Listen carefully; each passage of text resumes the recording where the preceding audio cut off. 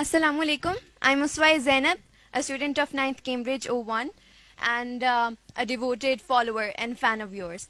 تو یہ ہے میرا سوال کہ آپ اپنی ہر تقریر ہر خطاب میں یوتھ کو کہتے ہیں کہ ہمیں جاننا چاہیے اور پڑھنا چاہیے، اسٹڈی کرنا چاہیے کہ اسلام کیا ہے، سیرت النبی صلی اللہ علیہ وآلہ وسلم کیا ہے، ریاست مدینہ کیا ہے، ہمارے اسلاف کے طریقے کیا ہیں.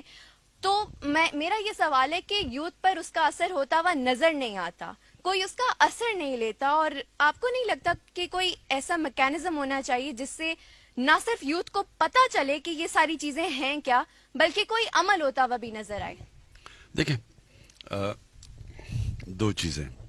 پہلے تو یہ جو مدینہ کی ریاست کا ماڈل ہے، یہ آپ کو سمجھنا چاہیے فنامنا کیا ہے. انفارچونیٹلی کیونکہ یہ مسجد کے اندر باتیں ہوتی رہتی ہیں، لوگ اس کو دین کی طرف لے جاتے ہیں. یہ ایکچولی جو قرآن ہے وہ آپ کی وہ ایک وے آف لائف ہے، اور ساری چیزیں قرآن میں اللہ نے لکھا ہوا ہے آپ کی بہتری کے لیے. جو چیزیں قرآن میں ہیں وہ اگر انسان فالو کرتا ہے اس کی زندگی بہتر ہوتی ہے. تو دو ماڈلز ہیں، ایک ہے مدینہ کی ریاست اور دوسرا ہے نبی صلی اللہ علیہ وسلم کی زندگی. اب یہ دو کیوں قرآن کہتی ہے کہ ان کے ماڈل فالو کرو؟ قرآن کہتی ہے نبی کے ان کی زندگی سے سیکھو، ان کی زندگی سے، اور پھر ان کی سنت اس پہ چلو. وہ اس لیے کہ دنیا کی تاریخ میں یہ دونوں سب سے سکسیسفل ماڈلز ہیں. آج جو مدینہ کی ریاست تھی وہ بیسس بنی تھی دنیا کا سب سے عظیم جو مسلمانوں کا سویلائزیشن تھا وہ بیس ہوا تھا مدینہ کی ریاست پہ، اور وہ ماڈرن پرنسپلز پہ بنی تھی. ویلفیئر اسٹیٹ، یہ پہلی دفعہ کانسیپٹ آیا تھا. رول آف لا، سارے قانون کے سامنے ایک برابر، کوئی ریشل ڈسکرمنیشن نہیں تھی. آخری خطبے میں نبی صلی اللہ علیہ وسلم نے کہا سارے انسان چاہے جو مرضی آپ کا رنگ ہو ایک ہیں. یعنی وہ ایک ماڈرن ریاست تھی. سب عورتوں کو رائٹس دیے گئے، غلاموں کو آزاد کیا گیا. یہ سب ماڈرن کانسیپٹس ہیں. ٹالرنس، ریلیجس ٹالرنس ہے. یہودی کیس ہی جاتا ہے خلیفہ وقت کے سامنے، انتھنکیبل آج بھی. تو وہ سب ماڈرن کانسیپٹس تھے، اور وہ بیسس بنا ایک ٹوٹے پھوٹے جو یعنی جن کی کوئی حیثیت ہی نہیں تھی عربوں کی، دو سپر پاورز کے سامنے وہ اٹھ کے دنیا کے لیڈرز بن گئے.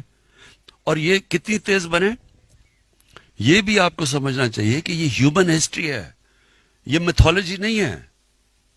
یہ 625 میں بدر کی جنگ ہوئی، 313 مسلمان. 636 میں 11 سال کے بعد رومنز کو انہوں نے بیزنٹائن ایمپائر کی شکست ہوئی یارموک کے اندر.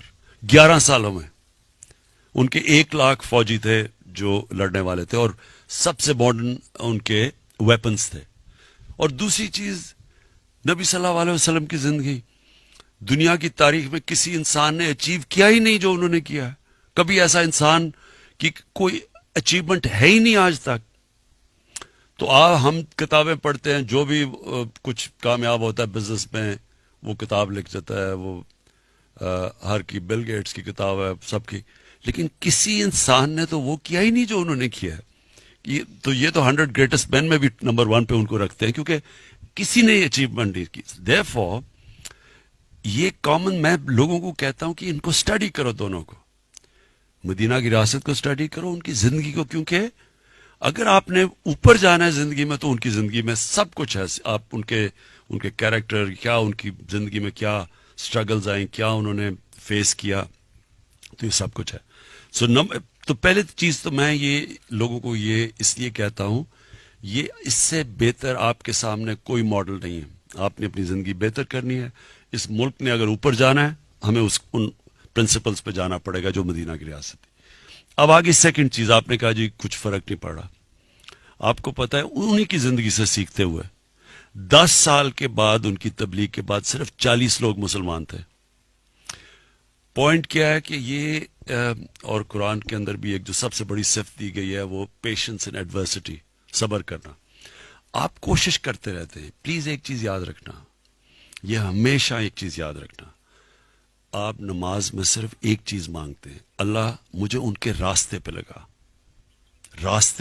پلیز یہ یاد رکھنا بار بار. وہ منزل نہیں آپ مانگتے کہ وہ جس پہ اللہ نے تُونے ان کے راستے پہ لگا جن کو تُونے نعمتیں بخشی.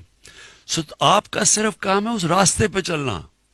کامیابی اللہ دیتا ہے. میں کتنی دفعہ آپ کو کہتا تھا جب سارے ہمارے بیچارے گھبرائے ہوئے ہوتے تھے کہ اب تو کوئی چانس نہیں. عمران غزالی ڈرا ہوتا تھا کہ جی اب کیا ہوگا, اب تو جی یہ ہو گیا وہ ہو گیا. میں آپ کو کہتا تھا کہ انسان کے ہاتھ میں اللہ نے صرف کوشش دی ہے, نیت وہ جانتا ہے, کامیابی تو وہ دیتا ہے. یہ تکبر ہے جب انسان سمجھتا ہے کہ جی میں جیت گیا. جتانا تو اس نے ہے, کوشش آپ کے ہاتھ میں ہے. سو دیکھیں ہم یہ ایک ملک کا ایک بڑے ٹیسٹ سے گزر رہا ہے. یوتھ کے لیے بڑا ٹیسٹ ہے, بے روزگاری ہے, اکانومی نہیں ابھی چل رہی. لیکن یہ ایک حصہ ہوتا ہے زندگی کا, اونچ نیچ زندگی کا حصہ ہے. آپ نے لوگوں کو یہ بتانا ہے. جب یہ لوگ جو انسان ہوتا ہے نا, ایک چیز یاد رکھیں, ہارتا کب ہے انسان؟ ہار کبھی انسان کو نہیں ہراتی. ہارتا انسان تب ہے جب کہ ڈاؤن سوئنگ کے اندر وہ ڈیمورلائز ہو کے ہار مان جاتا ہے. جب تک وہ ہار نہیں مانتا وہ امپاسبل سچویشن سے آ کے جیت جائے گا. جب تک وہ ہار کے ڈائنامک سمجھتا ہے کہ یہ برا وقت آیا ہے, اس سے ہر فیلئر آپ کے لیے آپ کو سکھاتا ہے چیزیں. فیلئر سب سے بڑا ٹیچر ہوتا ہے. آپ سول سرچنگ سیکھتے ہیں, اور جب وہ اپنی غلطیاں دور کرتے ہیں اور تکڑے ہو کے واپس آ جاتے ہیں. یہ ہے زندگی کا سائیکل. تو اس سے گھبرانا نہیں چاہیے کہ ابھی نہیں لوگ آ رہے ہیں, تھوڑی دیر میں آ جائیں گے, 2 سال میں آ جائیں گے, 3 سال میں آ جائیں گے. جی